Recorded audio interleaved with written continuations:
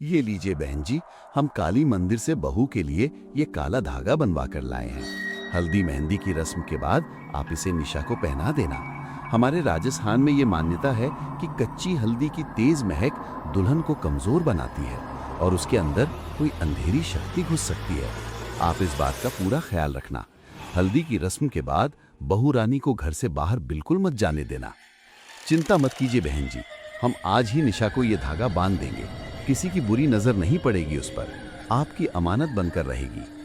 अब वो 5 दिन की सगाई के बाद निशा की हल्दी और मेहंदी की रस्म पूरी हो चुकी थी। फिर आर्यन बारात लेकर उनके दरवाजे पर पहुंच गया। विदाई के बाद 8 घंटों का लंबा सफर था। अपने साथ सभी जरूरी चीजें रख ली थी ना तुमने? सबसे पहले हमारी पुश्तैनी हवेली में तुम्हारा गृह प्रवेश होगा। वहां कुछ दिन रहकर सारी रस्में पूरी करनी है। उसके बाद जयपुर वाले घर लौट आएंगे हम सब। हाँ बाबा, सब रख लिया है मैंने, तुम बिल्कुल भी टेंशन मत लो। निशा अपने ससुराल जाने के लिए बेहद एक्साइटेड थी। आर्यन की पुश्तैनी हवेली, शाही रस्में, सब एक सपने की तरह लग रहा था उसे। लंबा सफर करके वे अपने गांव पहुंच चुके थे। वाओ, कितना सुंदर है ये सब। यहाँ तो चारों तरफ पुरानी हवेलियां ही नजर आ रही हैं। रुको रुको, प्लीज मेरी पिक्चर्स लो ना। निशा ने गाड़ी रुकवा दी और दौड़ते हुए एक सुनसान सी हवेली का दरवाजा खोलकर अंदर दाखिल हो गई। निशा की उस सुनसान हवेली के आंगन में पैर रखते ही पीपल के पेड़ पर बैठे सैकड़ों चमगादड़ एक साथ आसमान की ओर उड़ गए। बाहर आंगन में लगा झूला एकाएक खुद से ही जोर जोर से हिलने लगा। हवा में अचानक सड़ती हुई महक फैल गई, जैसे कोई पुराना सड़ा हुआ लाश का बदबू हो। निशा के रोंगटे खड़े हो गए। क्या करती हो तुम? ऐसे कहीं भी मत चले जाओ। भूलो मत, तुम नई दुल्हन हो और ये हवेली नहीं खंडर है। कोई नहीं रहता यहाँ। आगे से यहाँ आना नहीं, इधर अभी चलो। क्या हुआ? भूत देख लिया क्या तुमने? ऐसे क्यों रिएक्ट कर रहे हो? अरे बाबा, बस एक फोटो ही तो क्लिक करवाना चाह रही थी मैं, प्लीज लो ना। निशा को जिद पर अड़ा देखकर आर्यन कैमरे से उसकी एक फोटो क्लिक कर देता है, लेकिन फोटो में निशा के पीछे एक काली परछाई साफ नजर आ रही थी, जैसे कोई लंबा काला साया उसके कंधे पर झुका हो। आर्यन ने फोटो देखकर भी अनजाने में नजरअंदाज कर दिया। वे गाड़ी में बैठ गए और गाड़ी उनकी हवेली की ओर चल पड़ी। राशि, जल्दी से फूलों के थाल, आरती और कलश लेकर आओ, बहू रानी आ गई है। आर्यन की मां सविता ने जोरदार स्वागत किया। निशा को कलश पैरों से नीचे गिराकर घर में प्रवेश करने को कहा। कलश को एक टक घूरते हुए निशा ने अचानक अपना बायां पैर आगे बढ़ाया और कलश को उल्टी दिशा में गिरा दिया। चावल घर से बाहर की ओर बिखर गए, लेकिन बिखरते ही चावलों ने जमीन पर एक अजीब सा चेहरा बना लिया। लंबी आंखें और मुंह खुला हुआ, जैसे कोई भूखा जिन मुस्कुरा रहा हो। ये क्या मूर्खता है बहू, अब शगुन कर दिया तुमने। बहू लक्ष्मी होती है और चावल सौभाग्य का प्रतीक, इसीलिए कलश को दाएं पैर से अंदर की ओर गिराते हैं ताकि लक्ष्मी घर में सौभाग्य लेकर आए। और तुमने घर की सुख समृद्धि को बाहर का रास्ता दिखा दिया। ऐसे उल्टी दिशा में कलश कौन गिराता है? अब सविता जी जाने दो ना, गलती से हो गया। इससे ऐसी गलती कोई जानबूझकर थोड़ी करेगी। ये लंबा सफर करके थक गई है, इसे आदत नहीं है ना लंबे सफर की। आर्यन के बचाव करने पर सविता चुप हो गई, लेकिन आर्यन के कमरे में अंदर जाते समय निशा को सविता को देखकर मुस्कुराना उन्हें बहुत अखर गया। जिस तरह से मुझे टेढ़ी नजरों से देखते हुए ये लड़की मुस्कुराते हुए अपने कमरे में गई है, इसे देखकर साफ पता चलता है इसने वो कलश गलती से नहीं बल्कि जानबूझकर गिराया है। लेकिन बहू ऐसा क्यों करेगी? रह रहकर सविता के मन में बार बार निशा की वो रहस्यमयी हंसी और कलश का गिरना घूम रहा था। रात में अचानक हवेली की छत पर कोई भारी कदमों की आवाज आई, जैसे कोई लोहे के जूते पहने चल रहा हो। सविता ने खिड़की से झांक कर देखा तो छत पर एक काली छाया खड़ी थी, जो धीरे धीरे निशा के कमरे की तरफ बढ़ रही थी।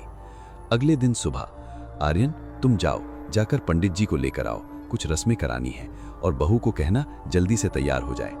आर्यन निशा को तैयार होने के लिए कहकर पंडित जी को बुलाने चला जाता है। अरे मैंने इस आर्यन से कहा था कि बहू को जल्दी तैयार होने को कहो, और यहाँ 2 घंटे बीतने जा रहे हैं, लेकिन बहू अभी तक कमरे से बाहर नहीं आई। सविता बहू के कमरे के दरवाजे पर पहुंचकर ठिठक जाती है। अंदर से निशा के खिलखिलाने की आवाज आ रही थी, लेकिन आवाज में 2 स्वर मिले हुए थे, एक औरत का और एक भारी मर्दाना। देखो कोई आ जाएगा अभी, तुम जाओ, यहाँ हर समय कोई ना कोई मुझ पर नजर रखे रहता है। वैसे भी वो बुढ़िया बहुत घूरती है मुझे। ये आर्यन तो घर से बाहर गया हुआ है, बहू बात किसके साथ कर रही है? सविता को कुछ समझ में नहीं आ रहा था। बिना कुछ सोचे वो दरवाजा खोलकर कमरे में दाखिल हो जाती है। अंदर कमरा खाली पड़ा था, पूरा कमरा खाली, लेकिन बाथरूम का दरवाजा खुला और निशा अपनी साड़ी सही करती हुई बाहर आती है। अच्छा, तो अब ये दिखाने की कोशिश कर रही है कि ये बाथरूम में थी, लेकिन शायद इसे पता नहीं मैंने सब सुन लिया है। इससे सीधे सीधे पूछने का मतलब है ये साफ मना कर देगी, मुझे इस पर नजर रखनी होगी। सविता को बहू निशा पर शक हो गया था। अब वो सारी बातें खुलकर जानना चाहती थी। कुछ ही देर में रस्में शुरू हो गई, लेकिन गृह प्रवेश की रस्मों के दौरान अचानक बिजली चली गई। कमरे में सिर्फ दिए जल रहे थे। निशा के चेहरे पर अजीब सी छाया पड़ रही थी, जैसे उसकी आंखें काली हो गई हों। अगले दिन, निशा, ये कैसी महक है हमारे कमरे में? मुझे तो सांस लेने में भी मुश्किल हो रही है, सर भारी हो रहा है, लगता है उल्टी हो जाएगी। अच्छा, मुझे तो ऐसा कुछ भी महसूस नहीं हो रहा। आर्यन ने देखा कि निशा के हाव भाव कुछ बदले हुए नजर आ रहे हैं। वो बात कहते हुए एक बार भी आर्यन को आंखों से नहीं देख रही थी। उसके चेहरे पर एक अजीब सी मुस्कान थी। वो लगातार अपनी लट को उंगली में फंसाकर खुद में खोए हुए गुनगुना रही थी, लेकिन गुनगुनाने की आवाज अस्पष्ट थी, जैसे कोई पुरानी भाषा में मंत्र पढ़ रही हो। निशा, निशा कहाँ खोई हुई हो? आर्यन के जोर से पुकारने पर मानो निशा होश में आई। हाँ, कुछ हुआ क्या अभी? आर्यन को निशा कुछ असामान्य लग रही थी, लेकिन अभी उसने उससे कुछ नहीं कहा। कुछ नहीं, एक कप चाय बना दोगी प्लीज, सर दुख रहा है। निशा रसोई में जाती है। रसोई में खड़े आर्यन के बड़े भाई रोहित को अपनी लाल लाल आंखों से अजीब तरह से देखने लगती है। क्या बात है निशा, तुम ठीक हो? निशा धीमे कदम बढ़ाते हुए रोहित के नजदीक पहुंच जाती है, जिससे रोहित बहुत अनकंफर्टेबल फील कर रहा था। ये लो, कुलदीप का प्रसाद है, मैं वही देने के लिए यहाँ आया था। रोहित जैसे ही प्रसाद निशा के हाथ से छूता है, वो एक दोहरी सी आवाज में चीख कर वहां से भाग जाती है। इससे पहले कि रोहित कुछ समझ पाता, उसने देखा सामने से निशा रसोई में आ रही है, लेकिन इस बार जेठ को रसोई में देख उसने पल्लू से सर ढक लिया था। माँ, आपको ये लड़की कुछ अजीब नहीं लगती? कभी पल्लू ठीक करती है, कभी आकर चिपकने लगती है, पता नहीं कैसे संस्कार हैं इसके। रोहित अपनी माँ को रसोई में हुई घटना बताने लगता है। अरे, एक नंबर की चरित्रहीन लड़की पल्ले पड़ गई हमारे। छी, तुझे आकर छूने की कोशिश कर रही थी। नई बहू की इस हरकत को जानकर सविता के पैरों तले जमीन सरक गई थी। पहले मैंने उसे कमरे में किसी से बात करते सुना, और अब ये घटना। कैसी सड़क छाप लड़की आ गई है इस घर में। मुझे नजर रखनी होगी इस पर, वरना खानदान की नाक कटवा देगी ये लड़की। आधा रात का समय था। सविता को अपने कमरे में ठंडक का एहसास होने लगा, जिससे उनकी नींद टूट जाती है। खिड़की की ओर नजर डालने पर उन्हें एक साया कांच के उस पार से गुजरता हुआ नजर आता है। इतनी रात को कौन टहल रहा है हवेली में? सविता बिस्तर से उतरकर धीरे से कमरे का दरवाजा खोलती है तो देखती है निशा तेज कदमों से अपने कमरे की तरफ जा रही है। कहाँ से आ रही है ये इतनी रात को? आखिर चल क्या रहा है इसके मन में? सविता अब हर समय बहू निशा पर नजर रखने लगी थी। मैम साहब, चूड़ी वाला आया है, आपने नई दुल्हन के लिए राजस्थानी चूड़ा मंगवाया था। क्या? निशा, जाओ पसंद कर लो चूड़ा, मैं आती हूँ 2 मिनट में। 2 मिनट भी नहीं बीते थे कि निशा सीढ़ियाँ उतरती हुई सविता के पास आती है। मासा, आपने बुलाया? मैं जरा बाथरूम में थी। बाथरूम में थी? अभी तो तुम बाहर चूड़ा लेने गई थी ना? तुम्हारा दिमाग ठीक है? इतनी जल्दी तुम सीढ़ियों से ऊपर जाकर वापस नीचे कैसे आ गई? मैं तो अभी आ रही हूँ ऊपर से। कौन सा चूड़ा? सविता दौड़ते हुए बाहर आंगन की ओर जाती है, लेकिन वहां उन्हें कोई नजर नहीं आता। ये कैसे हो सकता है? अभी तो तुम बाहर निकली थी, फिर छत से कैसे आई? मुझे कुछ समझ नहीं आ रहा। उसी रात, माँ, मैं एक दोस्त की शादी में जा रहा हूँ, कल लौटूंगा, आप ख्याल रखना अपना। आर्यन के जाने के कुछ देर बाद सविता को निशा के कमरे से किसी की मर्दाना आवाज सुनाई देने लगती है। सविता बहू के कमरे का थोड़ा सा दरवाजा खोलकर अंदर झांक कर देखती है। अंदर का मंजर इतना डरावना था कि सविता के पांव अपनी जगह पर जम से गए थे। अंदर कमरे में सिर्फ निशा थी। वो आराम कुर्सी पर दोनों पांव पर रखकर सिमट कर बैठी हुई थी। कुर्सी लगातार जोर जोर से हिल रही थी। निशा के मुंह से एक भयानक सा स्वर सुनाई दे रहा था, जैसे औरत और आदमी की आवाज एक साथ सुनाई दे रही हो। निशा लगातार हंसती जा रही थी और टूटी फूटी उखड़ी सी बोली में अस्पष्ट सा कुछ बड़बड़ा रही थी। अचानक निशा ने हंसना बंद कर दिया और गंभीर होकर झटके से दरवाजे की ओर देखा। सविता को ऐसा महसूस हुआ जैसे निशा ने उन्हें देख लिया है, इसलिए वो तुरंत 2 कदम पीछे हट जाती हैं। ये क्या था? क्या हो रहा है इस लड़की को? मुझे यहाँ से चलना चाहिए। आर्यन भी घर में नहीं है, मुझे कुछ ठीक सा महसूस नहीं हो रहा। सविता नीचे आकर अपने कमरे का दरवाजा बंद कर लेती है, लेकिन रह रहकर उन्हें बहू का वो हंसना और खुद को घूर कर देखना याद आ रहा था। सविता अपने कमरे में बिस्तर पर सिमटी बैठी थी कि तभी उनके दरवाजे पर दस्तक हुई। इतनी रात को कौन आया होगा? घर में तो बस निशा और मैं ही हैं। दरवाजे पर होती दस्तक लगातार बढ़ती जा रही थी, जिसके कारण सविता पसीने पसीने हो रही थी। कुछ देर बाद दरवाजा पीटने की आवाज अपने आप बंद हो जाती है। लगता है निशा अपने कमरे में चली गई है। एक बार जाकर देखती हूँ। सविता दरवाजे में बने होल से बाहर झांकने की कोशिश करती है तो उन्हें होल के ठीक सामने निशा का सफेद पड़ा हुआ चेहरा नजर आता है। आंखें पूरी तरह काली, मुंह से काला लार टपक रहा था, जिसे देखकर सविता एक बार फिर से पीछे हट जाती है। सविता के कमरे में अचानक ही जमीन पर खून से बने पैरों के निशान बनने लगते हैं और देखते ही देखते वहां से गायब हो जाते हैं। सविता को इतना समझ में आ गया था कि कुछ तो है जो उन्हें अपने होने का एहसास दिला रहा है, जो सविता को यह बताना चाहता है कि दरवाजा बंद कर लेने से वो उन्हें अंदर आने से रोक नहीं सकती। डर ने सविता के दिल और दिमाग को पूरी तरह से अपने कब्जे में कर लिया था। रात मानो सदियों से भी लंबी हो गई थी उनके लिए। किसी तरह रात बिताने के बाद अगली सुबह जब आर्यन घर लौटता है तो सविता उन्हें काफी बेचैन महसूस करती है। क्या बात है बेटा, इतने परेशान क्यों नजर आ रहे हो? माँ, निशा घर पर आ गई है क्या? अरे वो गई ही कहाँ थी जो लौट कर आएगी? निशा के बारे में तो तू बात ही मत कर। जो मैंने कल रात देखा ना, अगर तुझे पता चला तो तेरे पैरों के नीचे से जमीन खिसक जाए। क्या बात कर रही हो? क्या देख लिया आपने कल रात? ऐसा निशा कल रात घर में तो थी नहीं, फिर आपने देख क्या लिया? तेरा दिमाग तो खराब नहीं है? घर में नहीं थी तो कहाँ थी? पूरी रात घर में ही थी, और क्या क्या किया है ना उसने कल रात में वो सिर्फ मैं ही जानती हूँ। किसी तरह भगवान का नाम लेकर रात बिताई है मैंने। अरे माँ, आपके सामने ही ना कल मैं निशा को अपने साथ शादी में लेकर गया था। पूरी रात वो मेरे साथ ही थी, फिर पता नहीं अचानक सुबह 4 बजे कहाँ गायब हो गई। मैंने उसका फ़ोन भी मिलाया, लेकिन वो शायद अपना फ़ोन घर पर ही भूल गई थी। जब काफ़ी देर ढूंढने के बाद भी वो मुझे नहीं मिली तो मैं सीधा घर चला आया। ये सब क्या हो रहा है, क्यों हो रहा है, मुझे तो कुछ समझ में नहीं आ रहा। क्या सच है, क्या भ्रम है? मेरे दिमाग ने तो काम करना ही बंद कर दिया है। अरे तू तो अकेला शादी में गया था ना, और वो निशा पूरी रात यहाँ घर में ही थी। मैंने अपनी आंखों से देखा उसे, उसके कमरे में वो पागलों की तरह हंस रही थी वो, और फिर उसके बाद आकर मेरे कमरे का दरवाज़ा पीटने लगी। जानवरों की तरह गुर्रा रही थी तेरी बीवी। मुझे तो ये सब कुछ और चक्कर लगता है।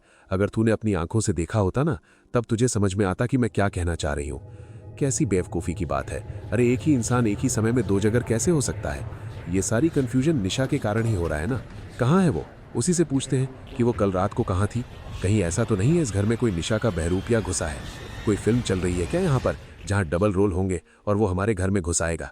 निशा, कहाँ हो तुम? निशा के बार बार निशा निशा चिल्लाने पर भी निशा सामने नहीं आती। वो तो कोई जवाब ही नहीं दे रही है। कहाँ है वो? अरे अपने कमरे में है, और कहाँ जाएगी? देख बेटा, मैं तो तेरे कमरे में जाने वाली हूँ नहीं, तो खुद ही जा और अपनी आंखों से देख।